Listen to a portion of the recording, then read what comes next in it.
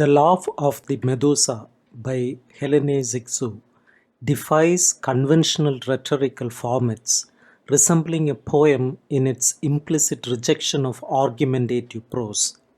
While its themes, the necessity of female writing, and its profound personal and societal implications are discernible, they emerge through poetic refrains, recurring patterns, and shifting contexts. The text relies heavily on the materiality of language, word textures, word combinations, and metaphorical play, resisting literal interpretation. It transcends poetic conventions by resisting unity or conformity to prior literary traditions, eschewing any hierarchical classification of its claims. Due to its deliberate fluidity, it's challenging to pinpoint any central metaphor in Zixu's text. The very concept of centrality is treated as tentative and transient, with one set of concerns shifting into prominence only to be displaced by others. However, it is worth examining the metaphor that emerges from the text title, The Laugh of the Medusa. Zixu introduces this metaphor midway through her text, addressing women and accusing men of confining them between two frightening myths, the Medusa and the abyss. The abyss alludes to Freud's characterization of woman as a dark continent, laden with mystery resistant to analysis, symbolizing lack, castration, negativity, and dependence on the male identity. Zixu vehemently opposes this view, rejecting the notion of woman as unexplorable. Contrary to the myth of the Medusa as a deadly monster, Zixu asserts you only have to look at the Medusa straight on to see her. And she is not deadly, she is beautiful and she is laughing. Why beautiful and why laughing? For Zixu, laughter symbolizes a rejection of the history of masculine conceptuality and truth, echoing symbolist poets like Lawford and heterological thinkers such as Schopenhauer and Bergson. Laughter does not oppose truth with another truth within the same conceptual framework. Instead, it surpasses the notion of truth, refusing to engage with the thought processes and categorizations of the world that have generated it.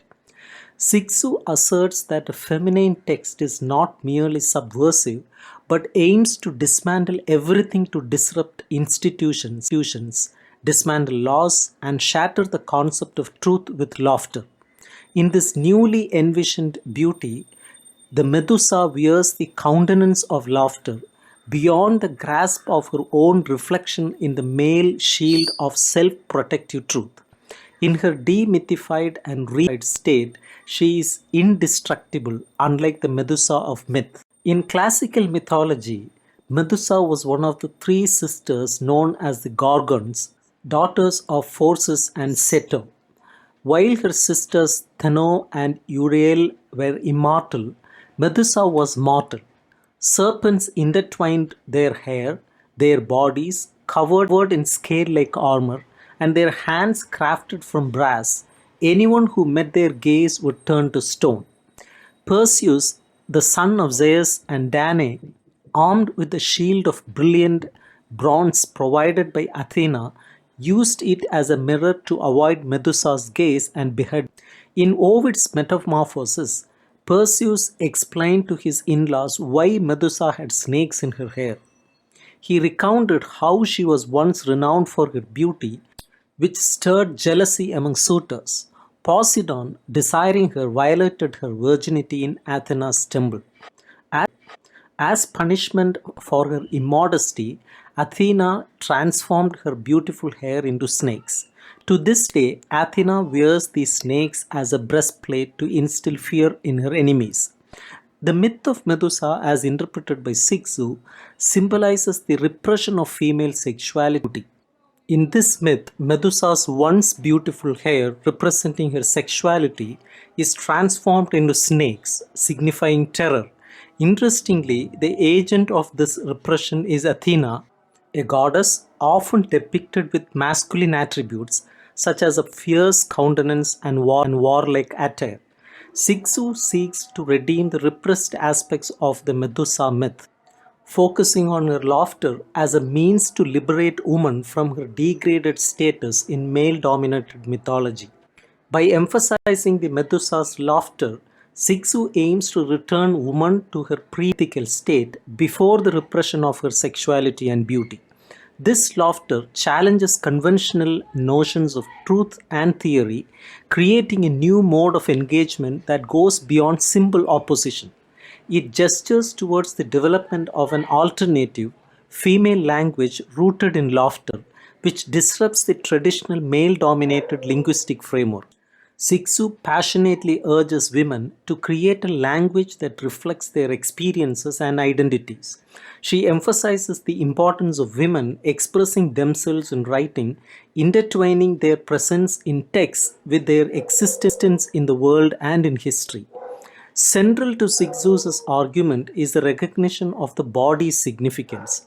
She advocates for women to assert themselves through their bodies, insisting that their voices must be heard. Historically, male dominated systems have marginalized the body, viewing it as inferior and impure. Philosophical and theological frameworks from Plato to Descartes have often disregarded the body's importance, prioritizing abstract ideals over tangible experiences. Siksu challenges this idea, asserting that writing with the body is essential for reclaiming what has been suppressed and undervalued. She sees this as a way to restore the body's rightful place in human existence, particularly in the context of femininity. Unlike Simone de Beauvoir, who saw bodily experiences as confined, Zixu views them as potentially liberating. She believes that women's connection to their bodily needs and desires can empower them, offering a pathway to freedom rather than imprisonment within immanence. In a way, the body serves as a counterforce to pure theory, which can spiral into endless speculation and contradictions if left unchecked, as demonstrated by Kant. Pure theory can be used to argue for or against almost anything, detached from the realm of actual experience.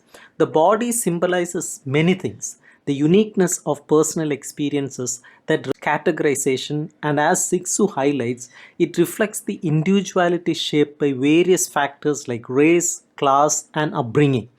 To write with the body means refusing to ignore these differences. For instance, as a black woman from a specific socio-economic background and cultural context, the perspective on any given issue will inevitably be influenced by these factors. Unlike the male tradition, which often seeks a neutral perspective, pure reason, feminism reminds us that viewpoints are complex and shaped by multiple influences beyond our control. Being mindful of body while writing means acknowledging its profound impact on my thought processes. We don't think in a vacuum but are shaped by our embodied experiences.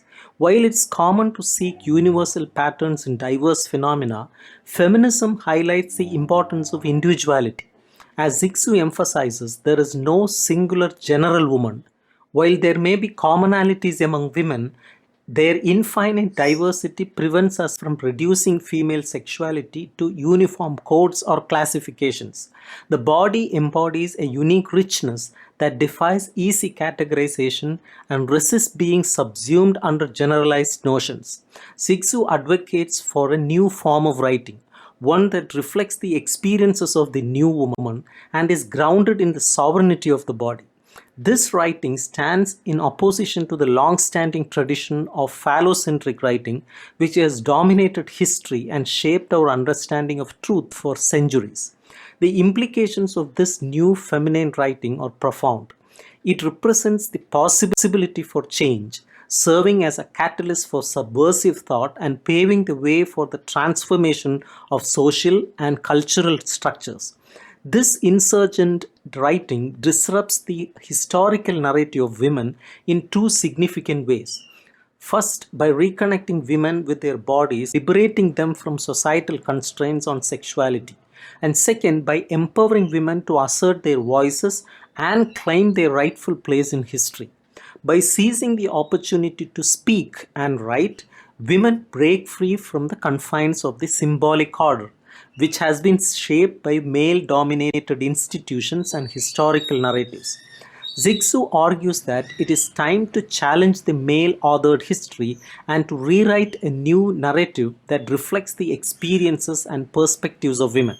As subjects of history, women reject the homogenizing tendencies of traditional history, embracing their contradictions and complexities instead of conforming to a single regimented narrative.